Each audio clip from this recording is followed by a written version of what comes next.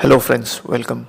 In today's video, I will briefly describe what is the role of ICC and what are Incoterms. So let's get started.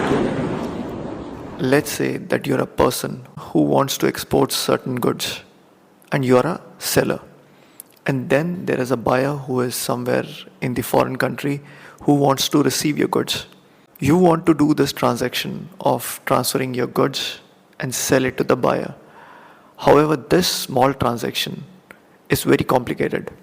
Each transaction requires a lot of bureaucracy because there is a trust issue which the humanity naturally has.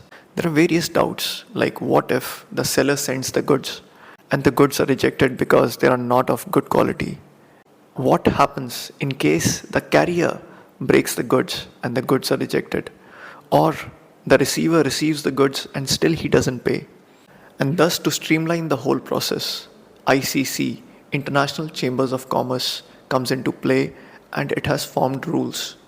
ICC is not really a single entity, but rather a membership-based organization comprised of businesses, chambers of commerce, and other organizations from all over the world. It was founded in 1919 and its headquarters is in Paris, France. And this ICC membership is given to everyone. Wide range of businesses, including multinational corporations, small and medium-sized businesses, including multinational corporations, small and medium-sized enterprises, and business associations. The purpose is to give voice to every kind of business regarding the international business and economic issues. And one of the key functions of ICC is to create and publish rules, guidelines, and standards that facilitate international trade, such as the Incoterm. Now let's talk about the Incoterms. So we were discussing about the scenario where you are the seller and there is a buyer who may be somewhere in Europe.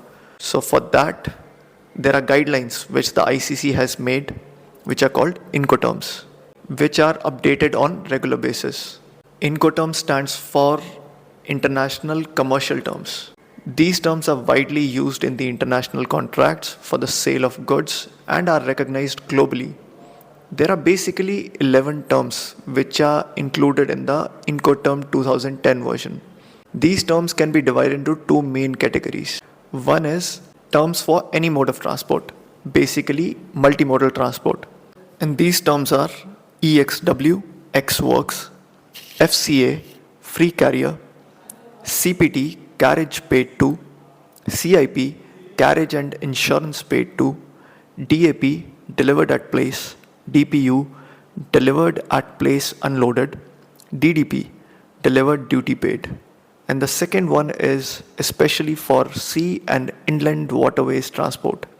And the four terms are FAS, Free Alongside, FOB, Free On Board, CFR, Cost and Freight, CIF, Cost, Insurance and Freight.